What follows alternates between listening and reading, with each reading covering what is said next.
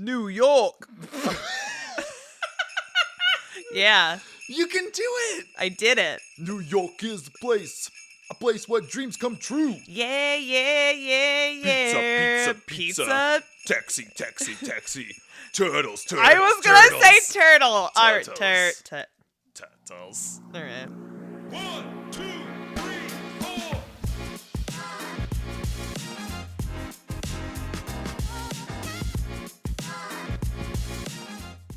Happy anniversary to you, our listeners. Hey, guess what, Katie? What? It's our anniversary. Happy anniversary. How many years have we been married as of today? 8 years. I thought you were going to say 18, the way you're like led into that. 18 years. So Ocho. with that ocho plus diez. What? Oh, 18. Sorry. What is happening? Okay. See, this is what I'm saying. This is what I'm saying. So 18 years. Okay, so as you were saying, what? So officially today, we've conquered the 7-year itch. Okay, and... Twice. 2 different types of 7-year itches. The dating itch, which, oof. And then the marry itch. Which we had like a warning about it several years ago. Somebody who we knew. It was right before our own wedding. Uh-huh. He was the groundskeeper for the location. Venue. Yeah. Yes, and we had a good relationship with him, but he was apparently having a low moment.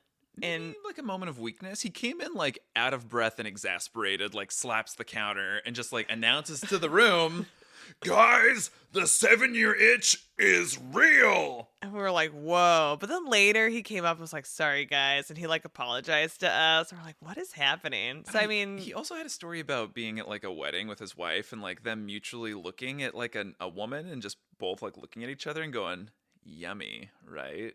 And I was like, oh, I know. no. I feel like it kind of ruined that word for me. I was like, I don't want to hear the story. So when I eat something, I'm like, "Katie, this is really yummy." You're like, "I do not want to have sex with this." Is that what that comes into? Basically. So today, it being December 13th, our wedding anniversary, it is now officially the 5-year anniversary of going to New York City. I know. That's so exciting. A whole hand. Oh, a New York hand. You know what they say about a New York hand? Ham bone. Ham bone. You know, not only is it a dream come true to be married to someone who just makes me so happy and is like just such a great partner in so many ways and who is very fine to look at and someone who makes me laugh and someone who is, I don't know, undoubtedly yummy. Wow. And then to be able to go basically to what I consider to be my own Mecca of New York City was such a groundbreaking, life-affirming, I don't know, like it almost like re-energized some part of myself that's like, oh, like New York City isn't a fantasy land. New York City exists and it's always here. It's a working town. It's a town. It is amazing. Ooh. We didn't experience all the boroughs, obviously, but we did, I would say, 3 tips in a full of the 5 boroughs. We didn't touch the Bronx. You've touched the Bronx. I've been there. We did full Manhattan. Okay. We did a full Manhattan. Full man. We did Queens tip. Okay. We did a Brooklyn tip. And we did a Staten Island tip. Okay. So 3 tips in a full. Because we stayed at like the tip Wait, of what are we Queens. missing? The Bronx. Oh.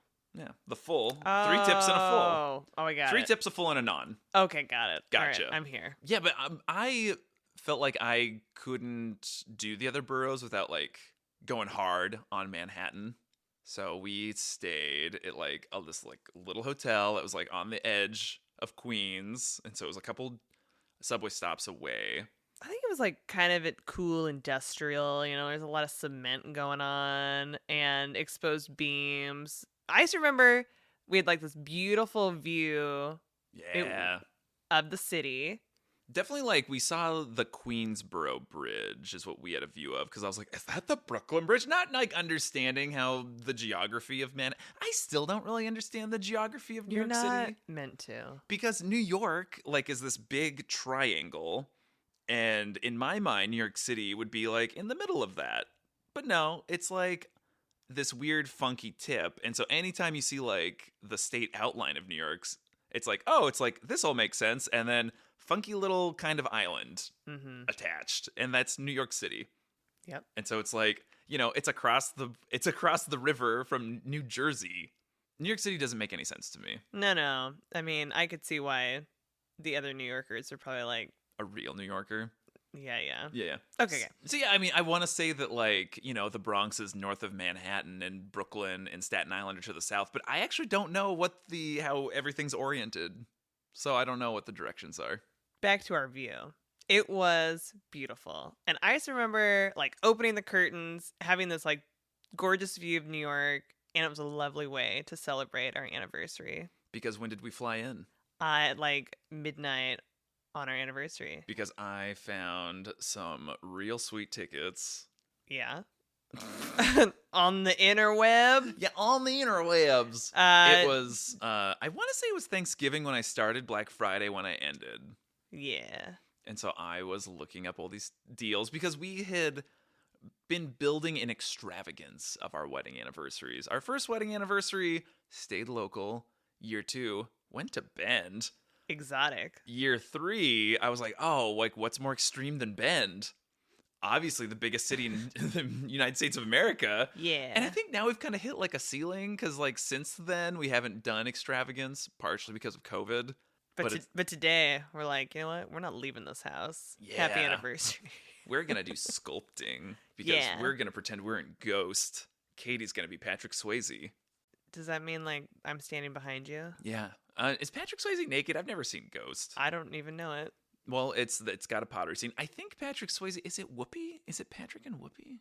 What's happening in Ghost? Okay, let's back to us. So New York. New York City, like I said, was my mecca. I had always kind of held it in esteem my entire life because you grow up, everything's based out of New York. You watch the Today Show, they're in New York. You watch the Macy's Thanksgiving Day Parade. They're in New York. You watch the greatest movie of all time, Teenage Mutant Ninja Turtles, 1991. Also, the sewers of New York. Home Alone? See, I never saw Home Alone until recently with you. Are they in New York? No, that's Home Alone 2, Lost in New York. Oh my God. Where are they at? I don't know. Maybe New York State? Maybe they are in New York. I don't think so, though. Man, I think they're like in the Midwest. I want to say Chicago. Okay, Elf, New York. The Santa Claus, I think Chicago. All right. Anyway, so for me, like that's kind of like New York. I was just always aware of New York, more so than Los Angeles. Mm-hmm. And then growing up, I was always like, oh, I want to move to New York. That's where I'm going to go. I have to go to New York. That's what I'm going to do. And then it became way more aware of New York City, becoming a little thespian boy at Tillamook High School. Because then I found out about Broadway. Because I don't think I would have known what Broadway was before then. Because I didn't really have a sense. Like a musical to me was animated. Like that's what a musical was. Okay, well, you know what? I think it's only been recently that I really put it together that there was Broadway performances during the Macy's Thanksgiving Day Parade. Oh, really? I was like, I don't know. I was like, I don't know who I thought was performing. Who are these people? I also will say, I don't think I grew up watching the Macy's Thanksgiving Day Parade. This is like a friend that was like, oh, it's Thanksgiving. It was definitely Gary. And he was like, hear that, Gary? It's like, Gary, you better be listening. Anyway. But it was cinnamon rolls in that, right? Yeah, he was like, oh, we got to have cinnamon rolls and watch the Macy's Thanksgiving Day Parade. And I was like, do we? Anyway. And so, yeah, I didn't get it. But now I got it. So for me, being in like the theater program, you hear about Broadway. I didn't really know where Broadway was. I think I kind of thought it was in New York City. And then to understand that that's what it was, all of a sudden, because I was like, oh, I'm going to be an actor. And so I think Broadway was this like end goal for me. But again, like most things in my life, like I've got where I'm at, let's say state B. I'm on stage B. Broadway is a good, I don't know, H maybe. And so I had about steps H and I. Like that's what I had. New York City, Tony's. Like, that was where. And then all the other letters of the alphabet, like, I didn't have any concept of. And so in high school, when everybody's talking about where they're going to go, the yearbook club had this, like, questionnaire about it where everyone was going. And most of my class was sticking around locally. And so me, being cheeky, was like, oh, I'm going to go to New York City, and I'm going to fight crime in the streets of New York. Bah! And then afterwards, I was like, oh, but, I'll probably actually just stay around local and go to community college with these grades. And then the yearbook club took that as like, oh, Jordan's going to move to New York City. And so when they published it in this, like, I don't know, centerfold piece of the yearbook, it's like mostly terrible. It's like this distorted outline of the United States of America. They only had like maybe 2/3 of my class like represented on there. Now, like, everyone was in Oregon. I don't know where the other third of the class went because it was just the U.S. So maybe the other third of my class, like, maybe they went to Europe. Maybe they didn't fill it out. And also, I'm going to assume the teacher, Mr. Hopfer, or I think it was Weber. Okay, Mr. Weber. Yeah, it was definitely Weber. Oh, that rat. Yeah. He definitely didn't read it all. He didn't read that sentence. He's at New York City and went, yeah, Jordan's going to go to New York. Mm-hmm. Uh-huh. And so, yeah, you look at this map and it's like desolation from the east of the Rockies. And then in New York City, it says Jordan Wolfe, New York City. That was the universe saying, Jordan, it's okay. Yeah, you'd think that I would have taken that as a sign from the universe. No, knowing what I know now, I wouldn't think that. No? What would you have thought? I think that Jordan needed his best friend to take his hand and say, let's go. My best friend who's also married me. Yeah. That's a pretty throaty way to say that. Okay. So, yeah, I think I was just mostly sad to see that because I had no intention. I had no desire. I didn't know how to do it. I didn't have Glee to show me what to do because I think a lot of those characters moved to New York at one point with a friend. Mm-hmm. And I think if I had like a buddy, if I had Katie in my life, then, I think we probably could have made it happen. I agree. I think just if we had stuck it out, just like friend to friend, and I was like, Jordan, we're doing this because like this is what's happening. But I think now that we're like enmeshed, it's more complicated because it's like, it's both of our finances. It's both like it's like we are one, not one entity, but right versus like two individuals, separate, like but equal. Not fully connected, like with so many areas of our lives. And I think I could have convinced you as your friend versus as your lover. Because you tried to make that same argument for Los Angeles when we were just friends. Mm-hmm. And I think you were making some headway there. And then you kissed me. I know, and I ruined it. And then I was like, this is where I want to be. Right here. I cemented him to the Tillamook ground. Versus had you just moved to New York or LA, I probably would have been like, well, I've got a friend down there. I could move. Can I move in with you? But I don't think that you would have, though. I think if I was there and you were here, I think you would still be here. Well, I still am. All right. So, people, we need to get Jordan somewhere off the ground. Oh, give me wings. Let me fly. I think it just you can have all these aspirations, but if you're not willing to take a step to put yourself out there and even just like be in the vicinity, it's hard to. But when you know about like my own background and different traumas, financial, personal, otherwise, yeah, I don't want to create like some victim dialogue with myself, but yeah, it kind of becomes this like, oh, well, things were kind of stacked against me and it makes sense that I didn't make these decisions.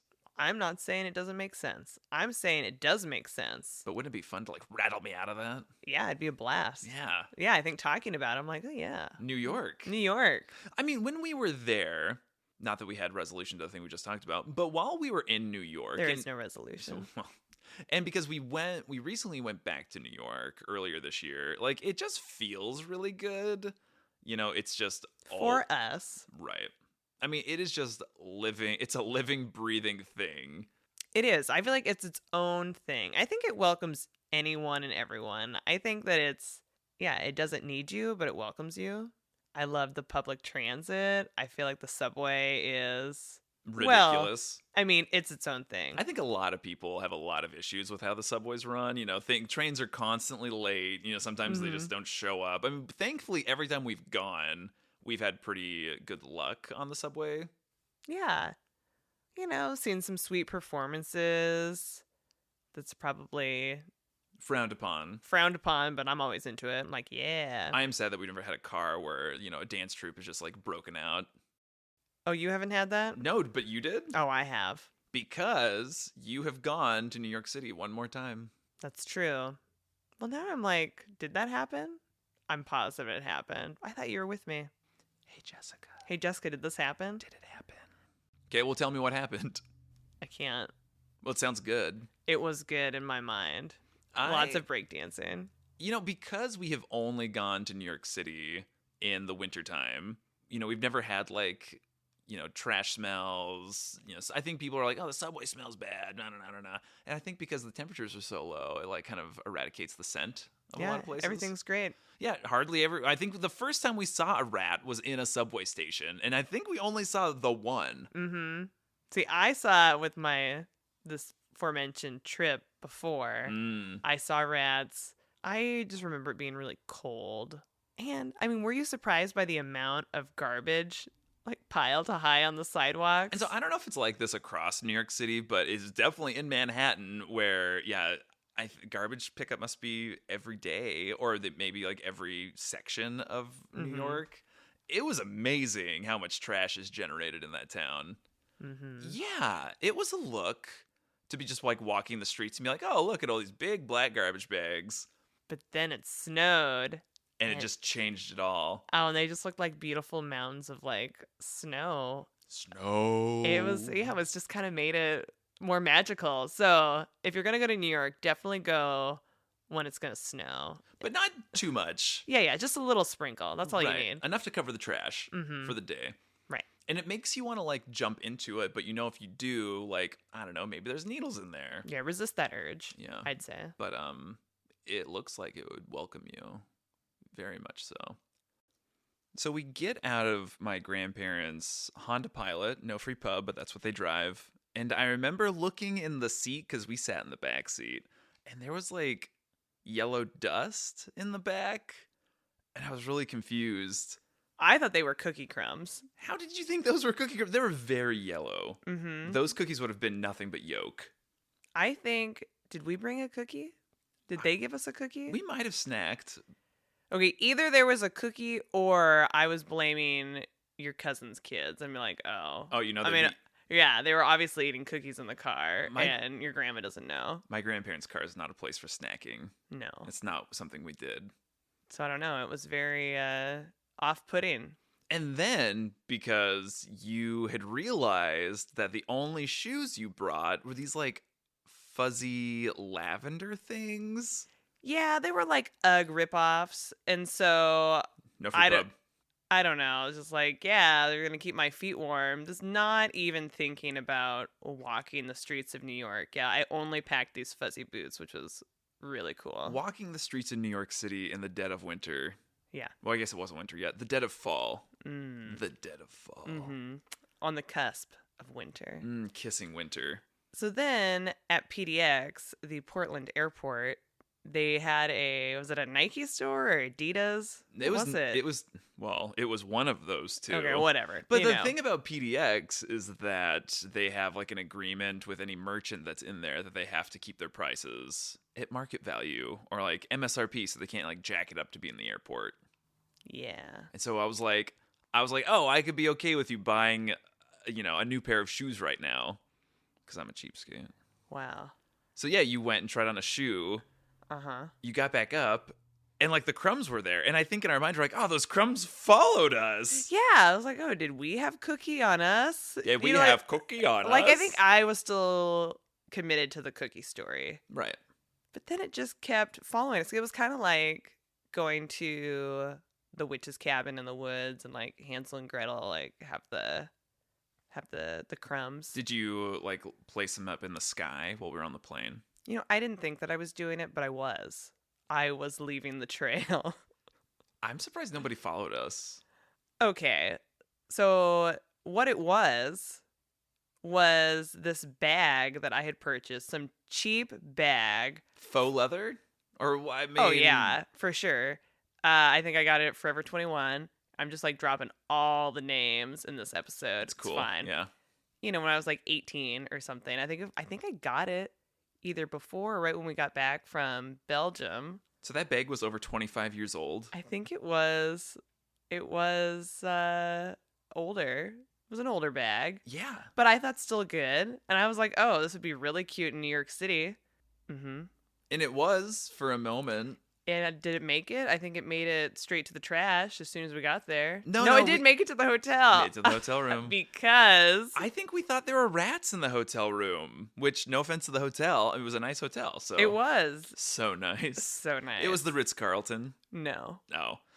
But yeah, I in my mind, I was like, oh no, the rats have eaten your bag. But I just think time had ravaged your bag. Okay, so yeah, at one point, like, I remember sitting there in the room, and I, like, pick up the bag, and I'm like, oh my god, it's the bag. It was like glitter. And it was just, like, raining down these yellow... Flecks. Pleather chunks of bag. That was basically the bag was disintegrating in front of us. And it was a little devastating, slightly embarrassing. And I just feel like I was sad. I was sad about the bag. I just had to let it go. But see, this is a lesson to buy a quality bag, because the one thing we bought for ourselves in Thailand from that like artisan leather maker, right? It's lasted us almost like 8-9 years at this point. Yeah, and we use it constantly. Daily, right. I have it on me right now, and I'm fully nude in the leather bag. So what did we do after the disintegrating bag? It was like we let it go. I think you threw it away in the hotel garbage, like just stuffed it in there. I think that's also true. And I think there was like little trinkets from Belgium on that bag because we had to like take it off. Right. Yeah. But then did we have a bag in New York? Or we just went bagless? You don't think we took the little bag? Well, I guess not. I think maybe I just shoved things into like my jacket pockets. Okay, well, see, there you go. Bagless in New York. So we get to New York City. We take not a red eye, but yeah, obviously we get there pretty late to be arriving at midnight. And, we had like a layover in Minneapolis. I thought they were good tickets, but I think it was just trying to work around like my newspaper schedule. So we were only there like 3 full days. That's still pretty good. Yeah, it was really good. And it was so worth it because, again, we concentrated our trip in Manhattan because that's where, for me, that's Mecca. And so with that, like, I had to go to Broadway. And so right before us flying out, I think a couple weeks before we committed to doing a couple Broadway shows. Obviously, we looked at Hamilton. At that time, we didn't really know anything about it. And tickets were like $500 a piece, $400 a piece, because... I remember it was going to be like $1,000 for us to see it. We were like, oh, we could do it. But then we're like, do we want to do it? I mean, so I was really happy when they put it on Disney Plus.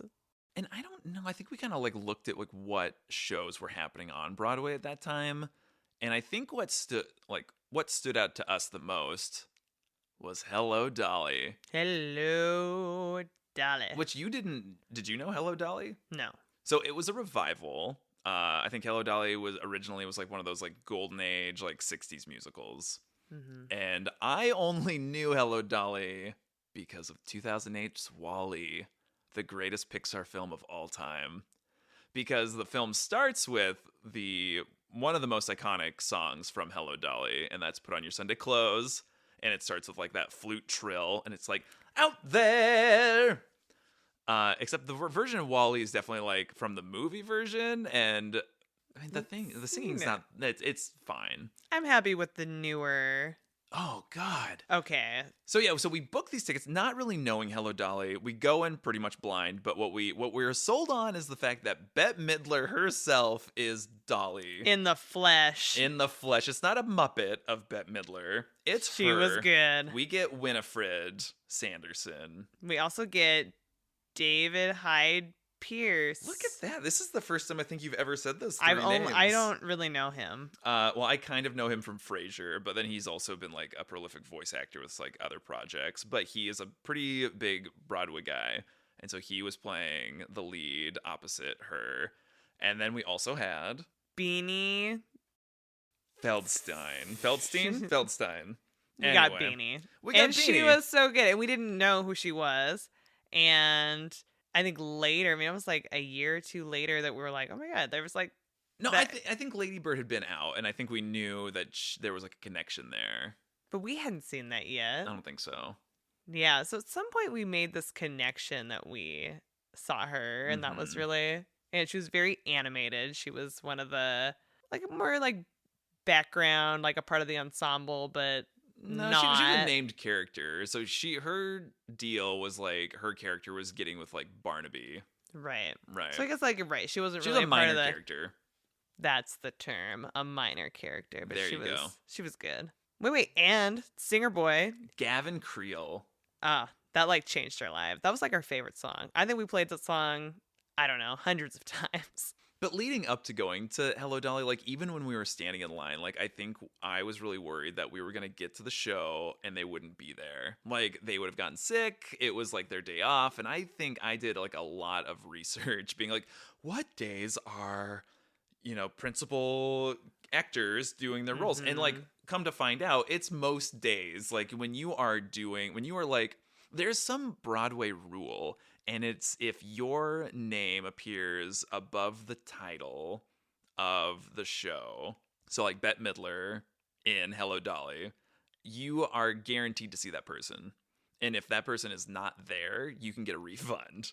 Yeah, so that's good to know. And I only knew that from our most recent trip. And then I think if there's other marquee names on there, like there's other rules that apply.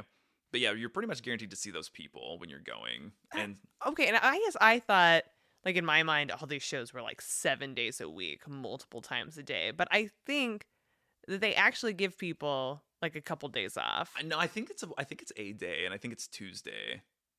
Really? I think so. Okay, well, still. But again, like there is a day of rest at least, day of rest. and that's good. But doing a show a week, a show a day, sometimes two. It's awesome. I mean, good for them. What athletes? I know. I was so happy we went. Like the theater was beautiful. So the theater that we went and saw it in was the Schubert Theater, and that is one of the historic Broadway theaters. It was opened in the early 1900s. And it has been host of some really iconic long-running musicals, like Spamalot was there, Chicago was there, I think Chorus Line, Matilda the musical recently. And it was the first time that we had really properly been into a Broadway theater, which the best theater I'd been to in my life up until that point was the Holt Center in Eugene, Oregon, for All-State Band when I was an All-State tubist for the state of Oregon. Woohoo! Which we just went and saw Tuba Christmas in Portland. Yes. Oh, it was so good. First timers. It was so good. So that was like the most beautiful theater I'd ever been into. And comparing that to a Broadway theater, like it's apples and a full-on apple pie. Like it is so different. And most shows that we had been to, especially seeing like a touring Broadway show, is at the Keller Auditorium in Portland, which is nice enough. I mean, it is a large theater, but that's its goal, is to pack in as many people as possible to see these like shows that are only going to be there like a week. Right. And there are bad tickets where you're like, I can't see basically anything. Almost every show that I've ever gone to at the Keller have been bad tickets. Like they're all like second balcony. You know that there's a person on stage, but they are itty bitty. It's like you should bring your binoculars. You should bring that, and maybe like one of those old like earphone things they had in like the Victorian era with like, hey, talking to this. Yeah. So what was your impression of going into the Schubert Theater? I remember talking to people because I remember you were nervous. I think we were both nervous just because we didn't know. how it was gonna go, and like waiting outside. And I think we're kind of close waiting outside. And I think it was just like, oh, if they're like, is this bag gonna be too big? Are they gonna like, if we have an issue, what are we gonna do so we don't miss this? Or like if we have to like go put our bag away or get rid of it, or I don't know. I also think that when we were there, like we ended up in like the wrong line. Like maybe we're in like the coat check line, and we were like, oh, well, we don't need to check this, so we can just stuff it at our feet. But I remember you talked to somebody, or we talked to somebody in line, and I think they were telling us that it was going to be okay or something. Right. So yeah, so we go in, and yeah, I just remember it was definitely not what I anticipated. It was more intimate. It was, I think, old-fashioned, for lack of better term. Like, it's kind of what I... How about a timeless? A timeless, iconic, just kind of beautiful building that I felt very comfortable. Oh, yeah. I do remember we were, like, high up, and I almost felt like it was... almost like vertical, where you're like, oh yeah, we're kind of... There's some pitch to where we were at. A little steep. I don't think that I wanted to like move around after it started. I mean, I feel like after we sat down, it was like, okay, we're not moving. Right. But I also feel like with that, even though we ended up getting like not great tickets, like when we purchased them, like we did it with the knowledge that I thought we would be getting like one of those like second balcony Keller experiences where everyone's the size of a fingernail. But yeah, we watched Bette Midler emote on stage, and we watched Bette Midler eat like an entire turkey dinner on stage in Act 2, and it was incredible. I mean, it was unlike anything I've ever seen. And yeah, we could see it, nosebleeds and all. Yeah. I mean, yeah, it was an incredible experience. And so when Gavin Creel started singing Put On Your Sunday Clothes, because we didn't know Hello Dolly, like we didn't know like where that song was going to be. And it's like the instigating moment to like put everything into motion in this musical. And so he sings, and he does such a good job. He did such a good job. He won a Tony for that performance. Yeah, and it was beautiful. I loved it. I feel like we should move on, but I mean, it was... I will say, because it was like the first like Broadway musical I had seen, and for someone that was Broadway musicals were so important to me, like I freaking was crying. Especially, do you remember where they brought the train out? Like they brought a train prop out on the stage. Yes. And the ensemble. So I think in musicals, like ensembles don't get the credit they deserve when they are the people working like sometimes the most, unless you're like the principal actor. For doing so much to like carry the story and to really like get all the choreography, all like there's just so much was happening. It was, and they were all so sharp, so talented. The costumes always popped. Like I feel like during Put On Your Sunday Clothes, like they came out in all these like really like they were all monochrome. It was just amazing. And the tippy toe choreography that went with like the flute trills. So you can't see it anymore, but Hello Dolly, the 2017 revival of Hello Dolly, might be the greatest thing we ever saw. Because then we went and saw another show, which was good, but I mean, that was a tough act to follow. What show did we see? We went and saw Book of Mormon, which is a very different musical. It was very different, and like compared to what we had just experienced, and I think we were a little disappointed in the moment. And we have reflected a lot on this, and and I think that we would really enjoy it again if we were to go. The problem was that we, those two musicals maybe don't pair very well together, especially seeing something so lavish and extravagant, like in back to back. I mean, because again, not the same day, but the next day. Yeah. But the thing about Book of Mormon is that it is such a classic musical in its bones, but what the brilliance of Book of Mormon is that they subvert every single expectation that you have of a musical.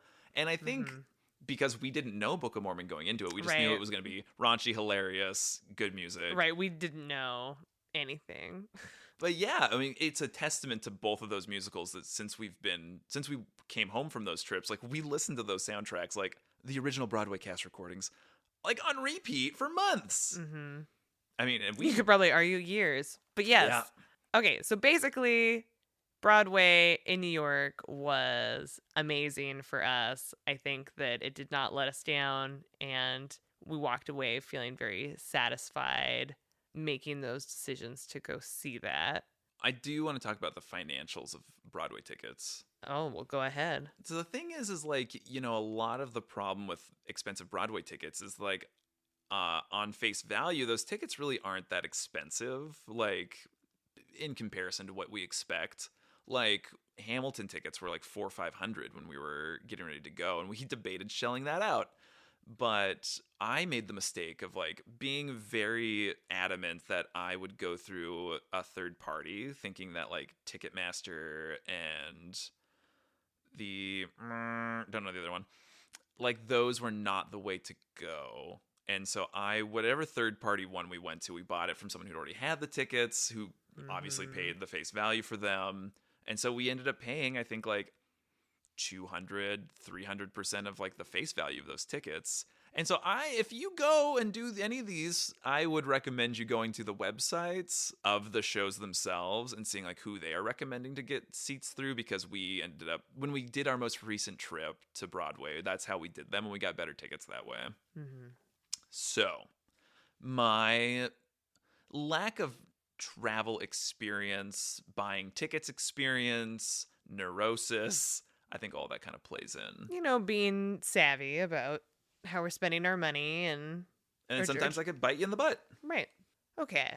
So, New York City. New York City, December, Christmas. It's like the most magical time in the city, right? Yeah. So, let's hear top 3 memories besides Broadway.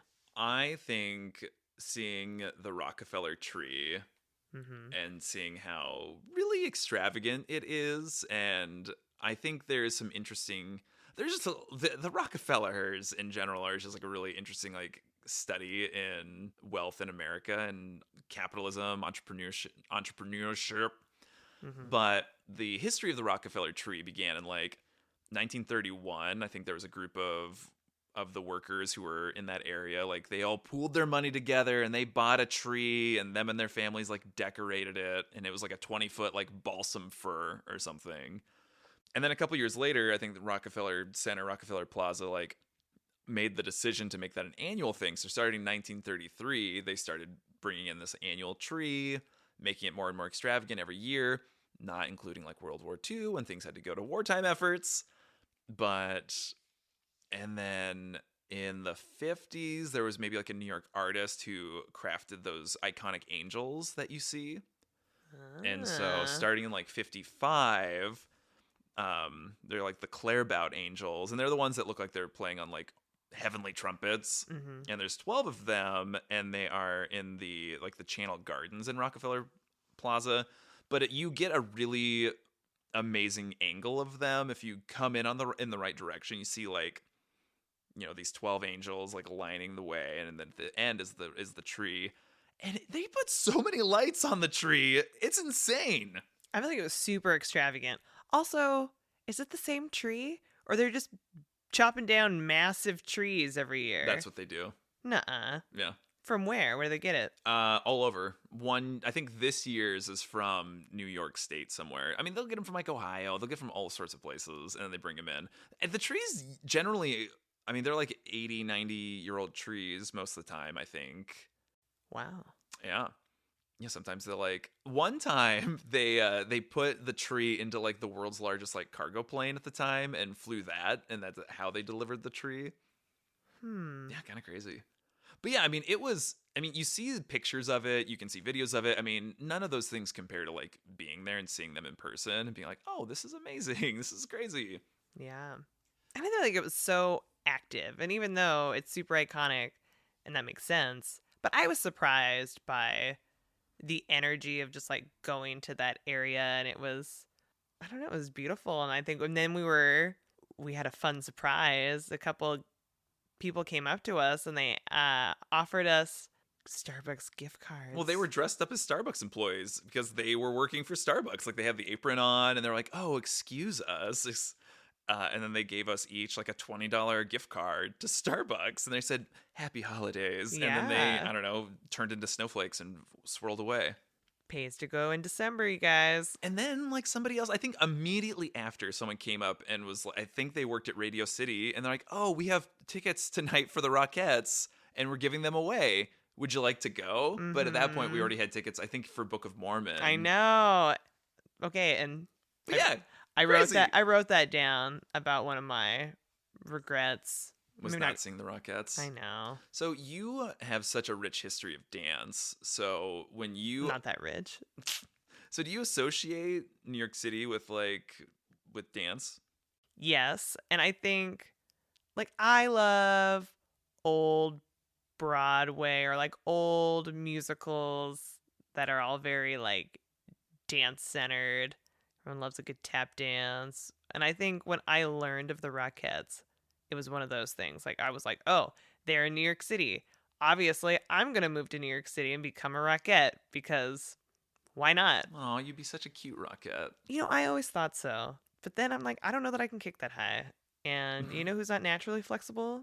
This girl. Well, we'll just have to start stretching. I feel like I have started stretching and stopped and started and stopped so many times. I bet your body loves that. I'm sure it does. Thanks for the consistency.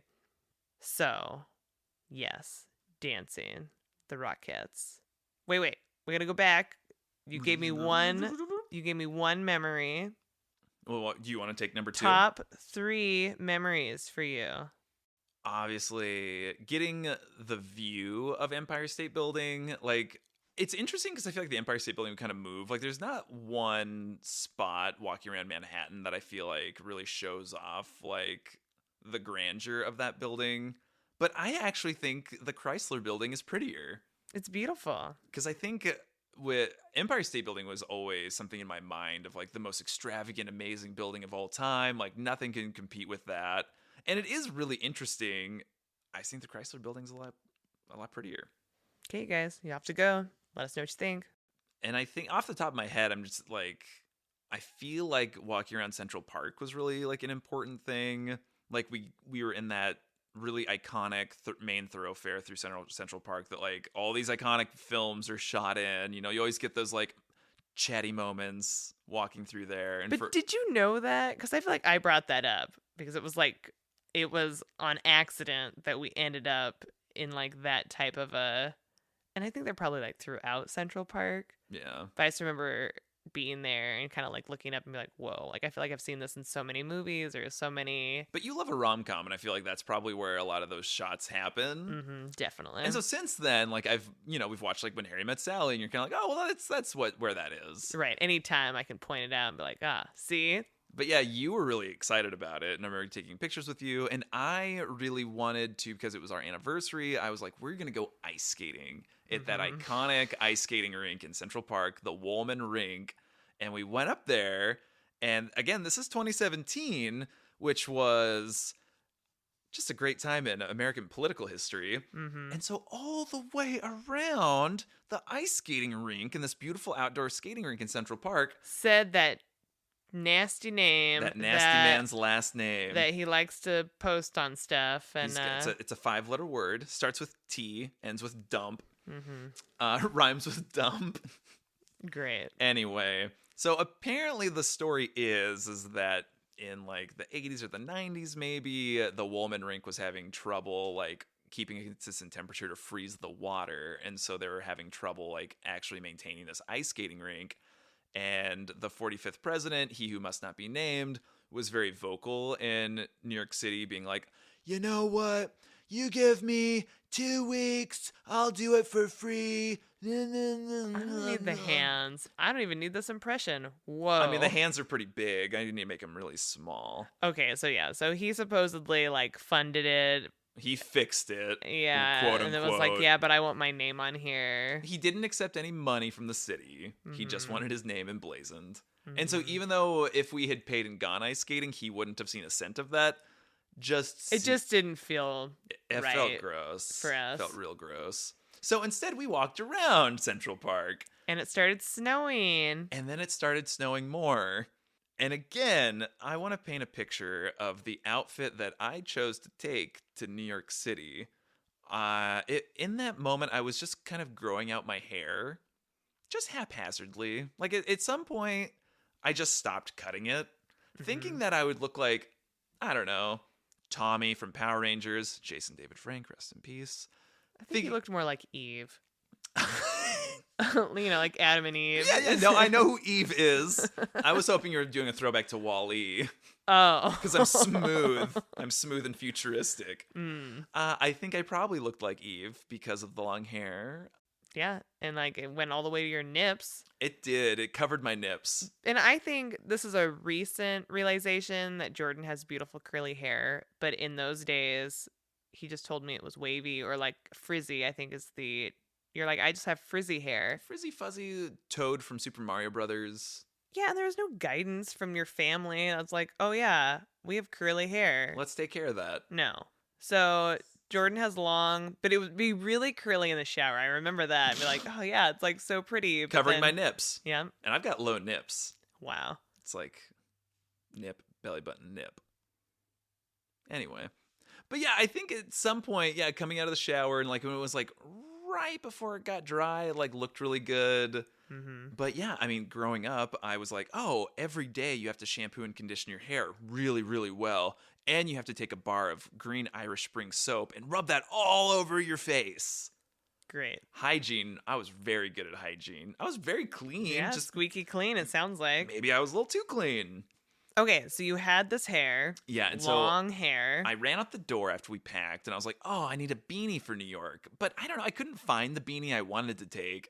And so I grabbed this like auxiliary beanie that I've never really worn. And so I put it on, and it is like almost shapeless, but it maintains the shape of a cone really well. And so I had pointy cone hat, and then I couldn't fit my man bun under there because then it would like pull it off my ears, which was, the point of it. I had a big mangy ponytail that also looked kind of like a lion mane at times. Also made it look like my peacoat was fur-lined. Yeah, like a fun scarf, kind of. Like a fun scarf, which sat on top of your actual really nice scarf, which I decided to wear Katie's Burberry scarf to offset the fact that I looked like frumpy Conehead Eve. So cute. And you had your Timberlands. I got brand new Timbs. Because it was like the only other boot option I had were like intense hardcore, like not hiking boots, but definitely like I'm gonna go out into the snow for a few years. And then I had jeans that didn't quite look good with those Timbs, and then I wore like a hard shell like Columbia jacket, which was 100 years old at the time. And then times have changed since then. Yeah, I've really upped my fashion game, or just like being able to like put some pieces together. Unlike me. Okay, so Jordan and I Frumpalicious are walking through Central Park. And it's snowing. And I think it starts off, it's like nice, it's magical. And then I think it gets progressively more intense because we're trying to get to the museum, right? Right, we're going to go to the Met, the Metropolitan Museum of Art. And in my mind, we walked for quite a while. Yeah, because I think the Met is on the east side, right? It's on the east side of Central Park. Sure. But it's like East Central. So I feel like we had to walk through Central Park, but it's not a straight shot. We're like winding through. No. At one point we see like, I don't know, it looked like a frozen water feature, but in the middle of it was a boat with a lit Christmas tree. And I was like, how'd they get out there? What's powering that Christmas tree? So lit. Yeah, it was pretty cool. We also saw the iconic fountain in Central Park that has like the scary, imposing angel. Wow. But yeah, we finally get to the Met. And we're freezing. We are freezing. I'm not wearing proper socks with these Timbs. No, I don't think that I'm properly dressed either. I can't give you a description like Jordan did. But do you know why you weren't properly dressed? Well, we know. What shoes did you bring? What shoes did you bring to New York? I packed one pair. They were like knockoff Ugg boots. They were just little fuzzy things, kind of pinky mauve. Did they even have a sole? Did they have a sole? There was a sole. But I mean, it was like a rubber bottom, but it was not waterproof going to New York in the winter, late fall, December type boot. It was inappropriate. It was inappropriate. It was uncalled for. You also had a North Face skiing jacket that I made you buy from REI. which looks cute, but it was very chunky.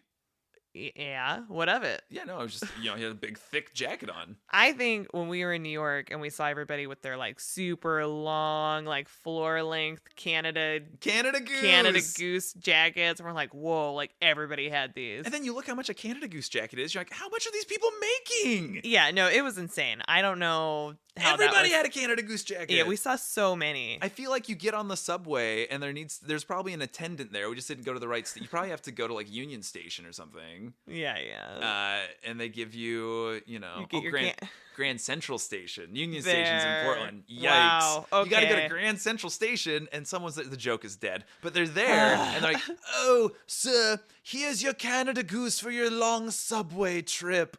Probably. Definitely. Okay, so yeah, I wish that I had a long, warm, insulated coat, but I had my REI ski jacket. And ripped jeans. You wore ripped jeans to New York City. Which looked cute. Yeah. But yeah, probably, again, inappropriate. Yeah, I did not wear the fuzzy boots at all in New York. Or maybe once. Maybe, yeah. And that's a pretty big maybe. So at the airport before we left Portland, so I bought these shoes. I don't know if they're waterproof. I feel like they were kind of like slip-on tennis shoes. Yeah, like, you bought sneakers. They weren't.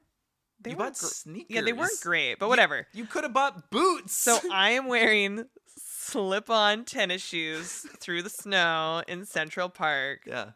No, this was only 5 years ago. I mean, I feel like we should have known better. We were still like late 20s. Like, this is not. We were good. dressing like we were 12. We're going to New York City where the dreams come true. Yeah. What do you remember about getting to the Met besides drying off? What do I remember? I feel like, are you trying to bait me into something? No, I've never bait you. I mean, nothing horrific is standing out. Just that we like looked around. Yeah. Okay, what happened? Okay, you're presenting it like, when we got mugged in like the antiquities. No.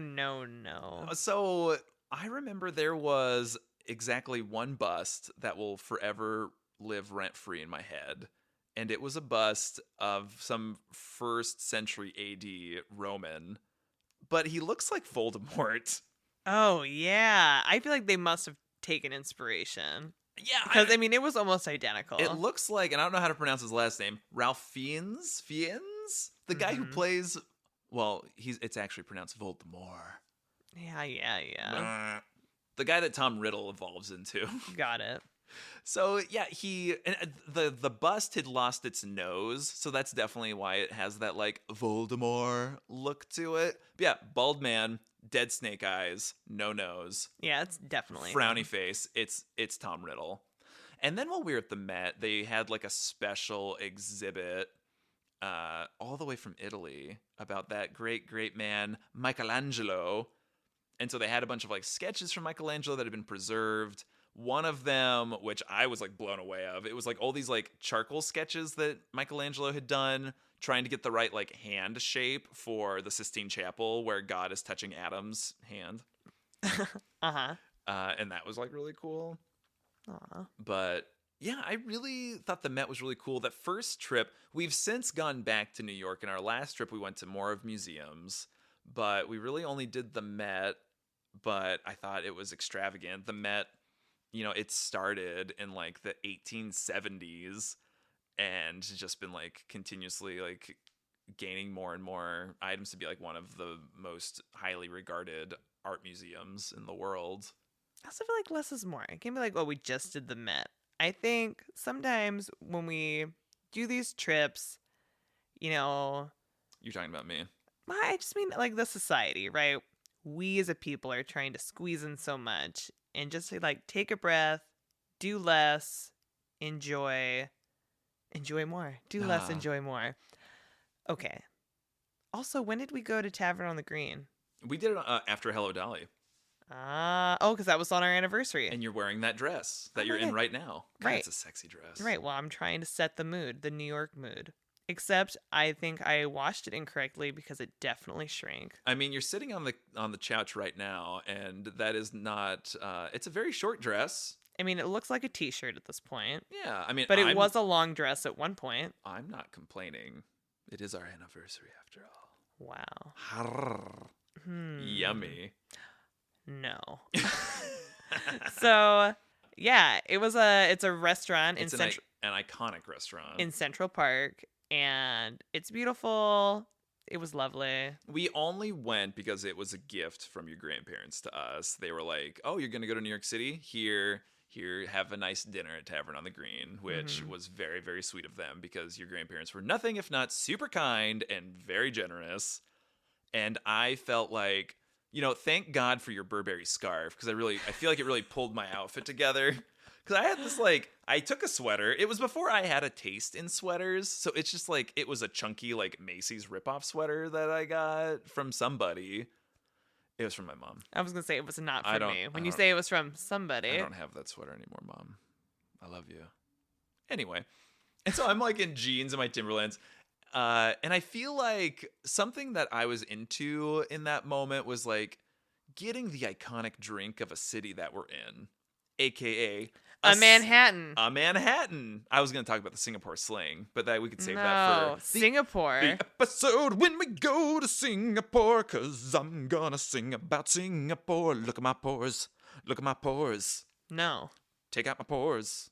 What is a Manhattan? It is a whiskey drink? I can't remember. Is it a whiskey martini? I think it was good. I am not. We've never made a Manhattan here at home. You want to make do Manhattans? It for anniversary. I think we need vermouth. Is that what we need for Manhattan? See, I don't even get it. What is vermouth? I'm cocktail stupid. So is this a family show? Maybe we shouldn't even be talking about this.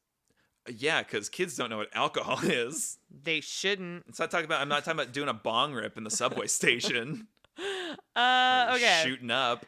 Wait, how much longer we got? We got all the time. Okay, I gotta take a whiz break? A quick break, so BRB.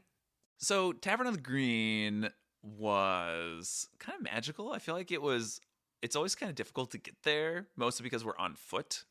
We're always on foot. Yeah. And I think that, if you go to New York in the wintertime, probably any time, but I mean, we could have gotten a carriage ride and done all that, which could have been nice. Which we didn't do the first time, but we've since done a carriage ride through Central Park. This is not about those times. This is about our anniversary trip. Maybe a pedicab. That could have been good. Anyway, we're on foot, which was also good. We made it. Yeah. We loved it. I feel like we had great service. We did, and then I remember, because it was our anniversary, being a nice, sweet restaurant, they brought out this gigantic slice of cake, and they'd written a happy anniversary on it, a little candle.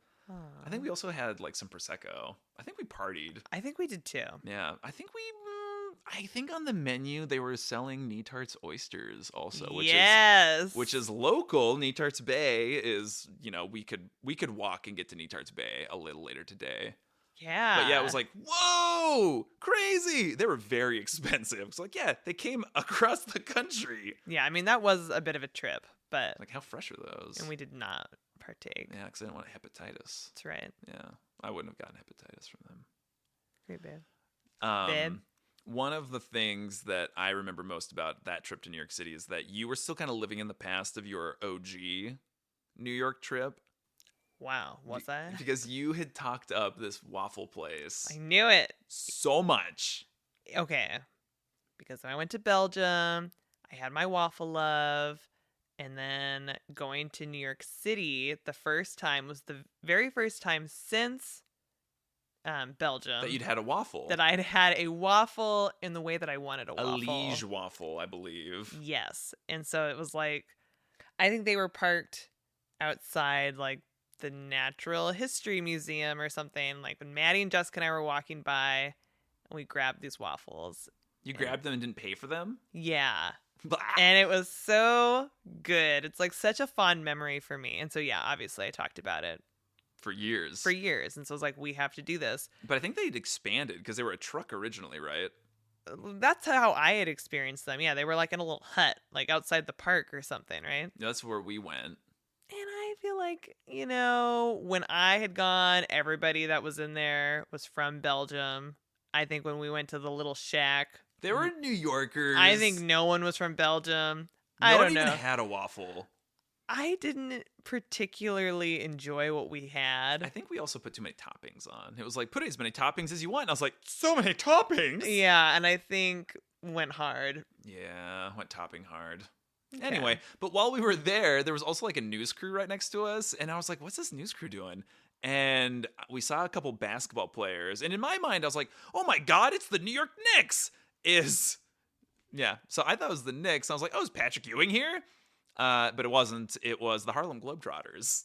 Still good. Which is hilarious. Yeah, amazing. The Globetrotters. Aww. Which I thought the Harlem Globetrotters were like even better than NBA players, because the way they're presented, like, no one can beat the Harlem Globetrotters. They're going to pants you and then drop a 3 on you. Yeah. So I have since discovered that they're not as good generally as NBA players. I think generally. Good in a different way. Yeah, good in a different way. Okay. So that was interesting. We also, on our little trippy trip, we wanted to see the Statue of Liberty, but instead of shelling out money for like a proper tour of Ellis Island and the Statue of Liberty, we took the Staten Island ferry, which is a sweet service that the city of New York has. It is a free ferry that takes you from the bottom of Manhattan to Staten Island, and it runs multiple times a day. Mm-hmm. And so we did a little trip to the tip of Staten Island. Yeah, and it was nice. The ancestral homeland of Pete Davidson and Colin Jost. That's right. You get on there, we cruise through Lady Liberty. Not through. No, I wish we cruised through Lady Liberty. Cruise by. Right between her legs. Wow, you just wave at the Statue of Liberty, which is nice. You get closer than I expected, but you're still way farther away. Right. Yeah. It's both. It is both. So that was fun. Other things that we had done. When we first got to New York City, I pulled a Katie and I got a cold. Wow. And so I was feeling sick for our trip. And I remember, especially when we were doing Hello Dolly, like I kept blowing my nose. Oh, yes. I remember. I was a snot-nosed little freak. I had a bunch of tissues in my pocket. But I think it came to a head when we did the High Line, which they took a bunch of unused, defunct railroad lines, above ground railroad lines in New York City, and they've turned them into like a walking path, which is super cool. Highly recommend doing that. Yeah, it was really neat. Especially neat in the snow. So I just remember feeling sick and being like, oh god, walking in the snow, but I really want to see it, really want to be here. Which, is that a lesson for me to maybe like take a break? And maybe, I don't know. Is it a lesson for you to take a break, Would Jordan? it have been better to have like taken a break and healed, even though we were on this like really important vacation? No, I think we did it right. I think it's better to just go hard. I'm sticking with that one. Great. Because I do that to you. Lessons learned. And then we did Chelsea Market, which was really cool. Ton of shops, ton of different restaurants there. It's also more labyrinthine than I ever expected to be. Like, Chelsea Market just keeps going and going. There was a lot going on in there. It was just all these like really interesting, really cool neighborhoods. And even though we were just there for a few days, I feel like we really attempted to hit Manhattan really hard. And again, back to the Empire State Building, I think I had wanted to go to the top. But the weird thing about Empire State Building is that if you go to the top, you're kind of like, oh, well, I'm the big iconic building. Hello, everybody else. Where I don't know, you can't say it because you haven't done it. I haven't done it, but we walked inside, which satisfied my need to like touch the thing instead of like looking at the thing. I was like, look, I've touched the Empire State Building. Yeah, totally. But the best view of the Empire State Building is at the top of the Rock, which you have to pay to go up. The Rockefeller Center. I think so. Rockefeller Center, and you go up there and you get a straight on shot of the Empire State Building. You can see like the Chrysler Building, Brooklyn Bridge, all these things. You get a really cool view of Central Park. So that is, I think, a better viewing platform for Manhattan. And we did that the most recent time we were there. All right, one more good time we had was we went to Harlem for brunch, and it was so, well, I don't know. I think we like took the subway. Mm-hmm. We made it. We're walking on the street. We find the brunch place we want to go to. We walk in. It's like so busy, and they say they don't have any. Sunday. Right. I mean, it is prime brunch time. We're trying to get a table. They're like, we're booked. But I think maybe we proposed the idea, or maybe they do, that it was like, okay, I could slip you guys in like right now, but you only have like, you can only be here from this time to this time. I think we had 45 minutes for to make it count. So which we're like, game on. Great. Yeah, I can do 45 minutes. Yeah, easy. We can be quick. So I think we just like go sit down, order something, whatever, and then they also do bottomless mimosas. And so that was a prime selling point. A great time. And when, you only have 45 minutes, so I think our server was aware that we had they were aware. And again, when we say bottomless mimosas, like they had a carafe and they dumped an entire bottle of Prosecco in there. And then it was like a splash of orange juice for color. And I think immediately we ordered and they were like, and here you go, filled our glasses. I don't want to say down them, but we downed them. I would, yeah. And then like we watched like someone at the bar just like keep making them like yeah. It was wild just to see that, but it was a lovely memory. I think it was like really great energy. It was like just really fun from what maybe because we had that time limit. Oh so, yeah. And we had like we love a challenge. Good eggs Benny. But then because of that, we had a little bit too much fun. And so we were definitely fairly buzzed heading toward intoxication on mimosa good times. And then we were like, we go to the Museum of Natural History now. So we went down there. You wish we were talking like that. Yeah, we were slurring. I got hit by a bus. Wow. So we walked to the Natural History Museum. And then we go in, excited to see it, iconic. Mm-hmm. We walk in, and for some reason, it is full of children. I don't know if like nannies have all the children on Sundays or what, but there are so many kids in there, and it is like a field trip on a Sunday. I will venture to say it was the most children I've ever seen in one spot in my entire life. They were everywhere. I was walking on them. They were doing that thing where they stood on each other's shoulders and wore a trench coat and like, I'm a 45-year-old man. It was not working out for our mimosa brunch buzz. It was killing the buzz. So we saw the dino. So we saw the two skeletons they have in the lobby. And then that's all we saw. We turned tail and left. And we decided to go to Brooklyn. Mm-hmm. And so we went to the other side of New York again, go down. And then I was very surprised at how pedestrian friendly the Brooklyn Bridge is. Like they literally just have this like huge walking path for you to walk under or walk over the bridge, and the cars are going underneath you. It's a pretty wild experience. Yeah, I really like, well, minus the fumes from the cars. Yeah, that's kind of funky. But I enjoy a walking bridge path, pedestrian lane. Yeah, I mean, because Brooklyn Bridge, that and like, I'm going to say St. John's Bridge are like probably the two of the more iconic bridges. The Brooklyn Bridge is obviously probably the most iconic bridge in the world. You say the St. John's Bridge? I love the St. John's Bridge. That is my favorite bridge. Is that what you're saying? Those are your favorite bridges, or they're their most iconic bridges? Well, I had a couple different ideas going on in my head. Okay, so obviously the most iconic bridges in the world are the Brooklyn Bridge and the St. John's Bridge in Portland. And then there's one in Tillamook. That's I think that's number 3 on the most iconic bridges in the world. I'm happy we got that cleared up. Hey, just build a bridge. Love can build a bridge. Love can build a bridge. Which that is the 4th most iconic bridge in the world. Okay. So we walk into Brooklyn. Again, we just do the tip. And so we are there long enough to get some really good pizza. And then we peace out. That's nice. What a whirlwind trip that we had. At times we were like wandering around Greenwich Village. I think we kept getting hot toddies from places. I think we wanted to try to go to like a fancy like speakeasy place where you walk into a hot dog shop, but there's a secret button you gotta pull and wink at the bartender, and pretty soon you're in the world's famous speakeasy. We didn't do that. I thought it would have been fun. I think there's a lot of things. Like, there's only so much you can do in 3 days. And for our first trip together to New York City, I think, we were there. It was kind of like Christmas in New York, but not per se. We got to go to super iconic, also, Macy's. Oh, my God. Okay, the Macy's, I don't know what I was expecting. I think I was expecting it to be... Well, why did you want to go to begin with? Because the only reason we went is because you wanted to go. Well, it's where Santaland was. Right. But, did we know what was going on the outside of Macy's? I thought you knew that.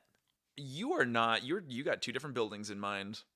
Oh, do I? Yeah, you're thinking of Saks Fifth Avenue. Oh, I am. Which, see, when you know that, it makes sense that Saks Fifth Avenue would have this like giant, enormous, like amazing Christmas display all along the facade of their skyscraper building. And so when we were there, it was very like It's a Small World. Like that's the vibe I was getting. Yes. But they would play, I don't know if it was like every 15 minutes, every half hour, they'd play like music. There was like a little light show. Yeah, they'd blast music and they had all these like LED lights and it would like look like it was snowing. It would change. And so Saks Fifth Avenue had an amazing display on their building. Yes. All right. Apologies. We also went to the Victoria's Secret around that area, and then they had some very like not safe for work like model pictures. I was like, whoa! I clutched my pearls. I was like, I know. That's a bare woman. I know. It was like unexpected. We're like, oh, this isn't what Victoria's Secret's like in our neck of the woods. Because it's an undergarment store and they're not wearing any. Yeah. So why are they here? Anyway. But it was great. It was beautiful. It was well shot. But I'm like, I don't know why we went in there. I don't know. Maybe we're just get you a little treat. So Macy's, or maybe we're getting out of the cold. Hard to say. Maybe. Okay, back to Macy's. Macy's Miracle on 34th Street is Gimbals. So Gimbals is if you watch Elf, they talk about going to Gimbals, and that I think was maybe like a department store or something in New York City at one point historically. There's something there. But I'm pretty sure it's just Macy's. And they have not touched that. They have not renovated the inside of that Macy's since Elf was shot. Like, you see Buddy walk around, you're like, oh, we were there. It looks the same, just 20 years more run down. I mean, it was definitely rougher than I was anticipating. So another thing, besides forgetting proper shoes to New York, I also forgot my wedding bands. And so... Because she was hot and single in New York. Yeah, I was. For our wedding anniversary. But I guess we went to the cheap jewelry department in Macy's. Yeah, you got a $7 chunky ring. Yeah, it's like kind of plasticky, but looked like the real deal. I feel like you like it more than your wedding rings. Nope. Well, that's good. Okay, Katie is... Are you ready to hear about Gimbals? Please tell me about Gimbals, which is not Macy's. It's not related. The company is known for creating the oldest Thanksgiving parade, the Gimbals Thanksgiving Day Parade, originating in 1920 in Philadelphia. Gimbals was also considered the chief rival of Macy's, with their feud popularized in American culture. I feel like you really enunciated that sentence. Katie is still reading. Her eyes are glazing over. So yeah, it's crazy. It's ironic that they made the Macy's a Gimbals. Anyway, so we go in there. It's like 7 stories. I want to say 7 stories. It's very large. Ton of escalators. Mm-hmm. We didn't shoot perfume in our mouth, a la Buddy the Elf. But at the very top, I think it was near like the kids section maybe. It is not like how they do it in Elf. It is extravagant what they do for Santa Land. Like it was kind of like whimsical magical forest that we were like weaving, right? Like zigzagging, like through different kind of like displays. And it was a queue, but it was a well done queue. And we saw all these like different displays. I remember at one point there was like this like friendly tree with a face that we saw. Yeah, I saw him. I feel like the walkway was illuminated in like different LED colorways kind of thing. I agree. I think there was a lot of different things going on. I wish we had taken more pictures. Maybe we didn't take any pictures. Maybe we weren't allowed. We saw a couple. I think pictures got the kibosh, I think, for Santa Land. But when we go up, when we finally get to the front, I think they ask you like how many in your group. Because I think they have a changing scenery for the Santas. Because I believe that there's a space-time continuum rift in Macy's that allows for Santa to be in more than one place at once. Mm-hmm. And he ventures to different size areas to take photos. So when we saw Santa, it was designed for 2 people. And I'm going to say it was the real Santa Claus who we met. I mean, reflecting on that picture and that memory, definitely the real Santa. The suit was superb. The hat, also superb. I feel like that beard and that mustache were very well manicured. He had like these ornate suspenders on, the boots. He had it all. I wanted to sit in his lap, but I also knew that if it was the real Santa Claus, I wanted to save that lap power for like maybe someone who needed it a little more. Totally. And then we got buttons. We got buttons and a bunch of like swag at Santaland, and I think it was all free, wasn't it? I don't remember the buttons at all. Yeah, we got the buttons. We got the buttons. What does it say? It's a button, and when you press it, Santa Claus shows up, and I'm saving it for something special. Well, that's good. Maybe for tonight. Ooh, well, that sounds like I'm inviting. Anniversary. That sounds like I'm inviting Santa Claus for a menage a trois. Wow, which is yummy. All right. So, anything else for you? What is something you wish we would have done differently for that specific trip? Well, obviously jumped into the snow-covered trash piles just to see what it was like. I think if they look so magical. If I had a suit of armor on, if we'd actually taken some of that armor that they had at the Met, wore it, jumped into the trash, I would have felt safe. Okay.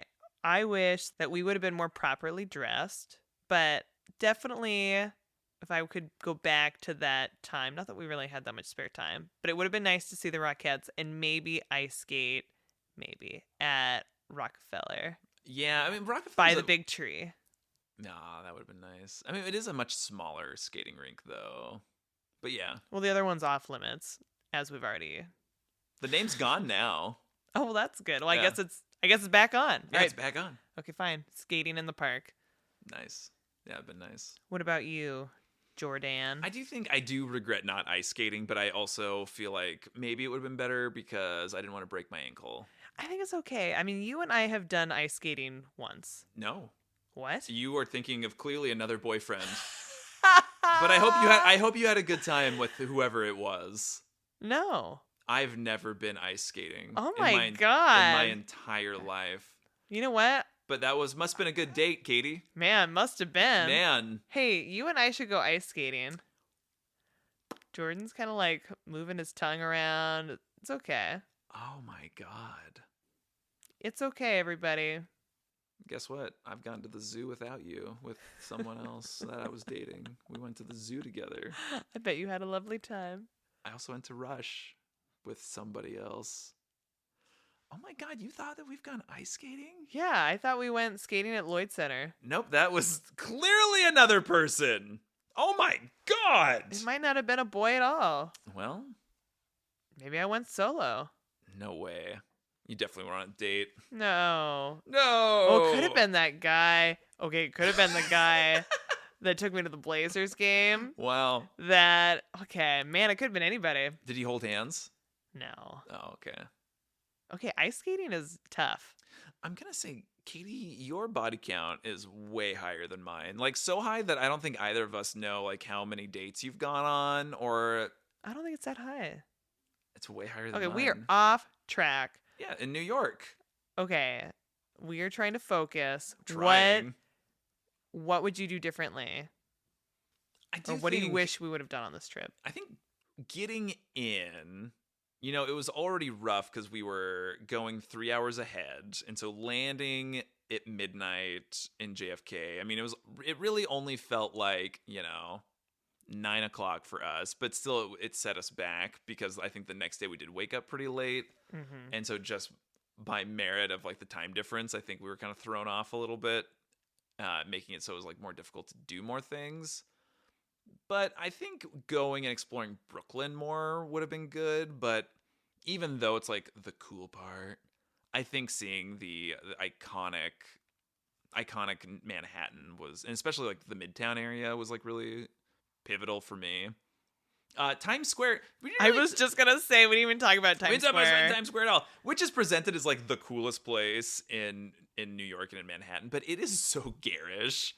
Like, it's definitely not for us. No, but it's just. I liked Times Square a lot more on our most recent trip. So many lights. I enjoyed it for what it was, and I could appreciate that, just like how ridiculous Times Square is. A little overstimulating. Yeah, it's fun to walk through. I think Times Square is something you walk through. I can't imagine like hanging out in Times Square, like unless you're dressed as Elmo. Maybe we should be there during the day. We haven't checked it out. Late night. Yeah, that'd be a little different. Do you have anything to say besides the flight? I love you and happy anniversary. And I want to one day get more extravagant with our anniversaries again, because again, going years 1 through 3 just kept building, and then COVID happened, things got crazy, and today we're gonna spend it playing make believe ghost, and we're gonna do some pottery, play some clay. I think it sounds nice. You'll be Patrick Swayze and wrap your arms around me. Well, to celebrate our anniversary, I'm going to ask you this Christmas questionnaire. Oh no, is it the same one? Yeah. You're bringing it back? I'm bringing it back. Okay. Week 2. What color suit red did Santa wear until Coca-Cola rebranded him in red? Coca-Cola made Santa red? What? Whoa. I'm going to say green. You were right. Well, yeah, green and red. Whatever. I had a 50-50 shot. And plus, I think my grandma's got like some old Santa era things that are green. Yeah, green makes sense. All right. Where's that little tidbit in the Santa Clauses? Which is probably the worst miniseries I've ever seen. The Santa Claus. Do not watch it. I don't even want to talk about it. Okay, the log line for the Santa Clauses should be Brown Santa ruins Christmas. Terrible. Well, whose fault is that? Tim Allen's. Definitely. All right. What decoration do elves traditionally have on their shoes? A little sleigh bell, little bells. Miracle on 34th Street. Did I get that right? Yes. Centers on what real-life department store? Macy's. Myron Frank. Oh my gosh. Cinnamon Bear. Which Christmassy song plays at the end of the 1988 film Die Hard? Okay, well, what song? Did you say Die Hard? Yes. Dang it. Carol the Bells. But I didn't say it. I just Was it Carol the Bells? No. Rock Around the Christmas Tree.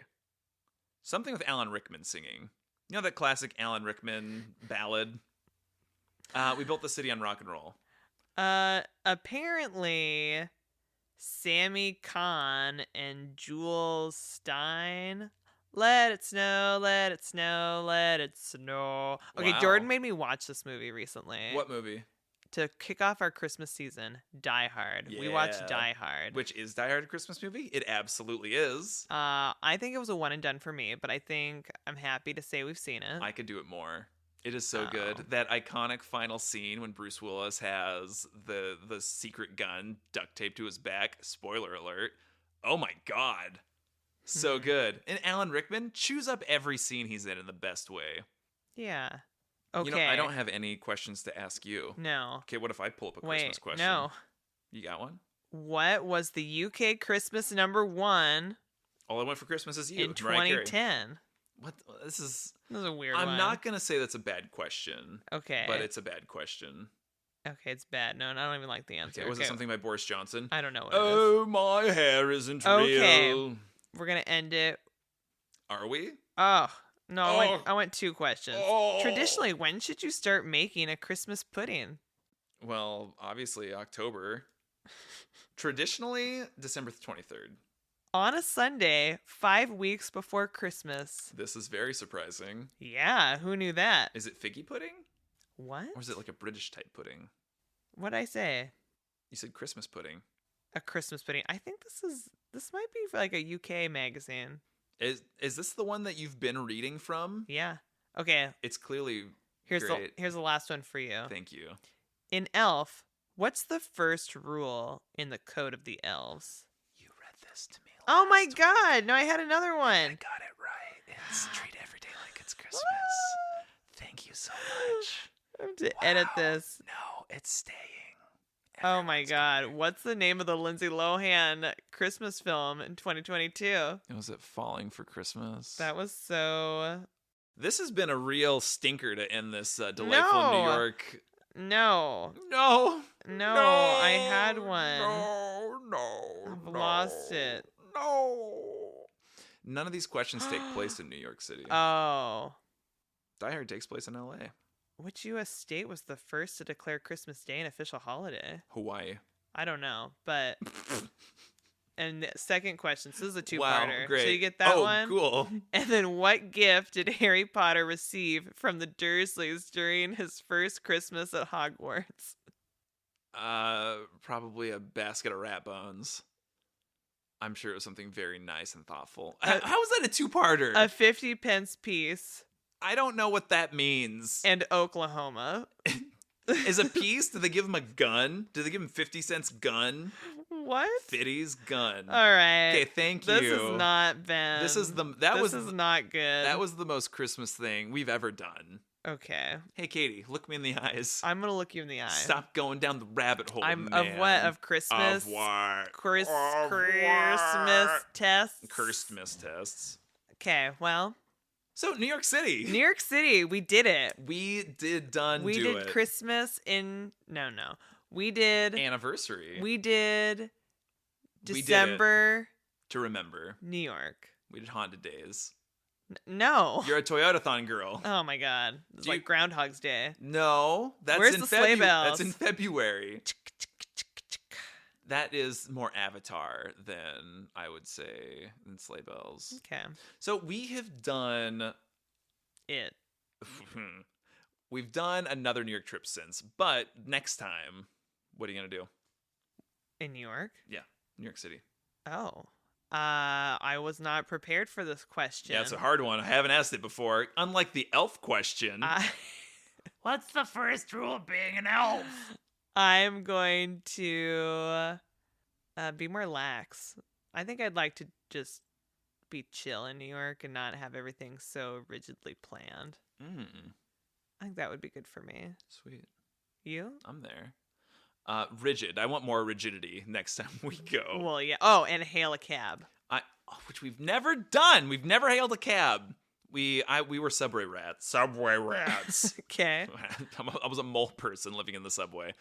Next time, I actually want to explore boroughs that aren't just Manhattan, and like I want to go a little further than the tip next time.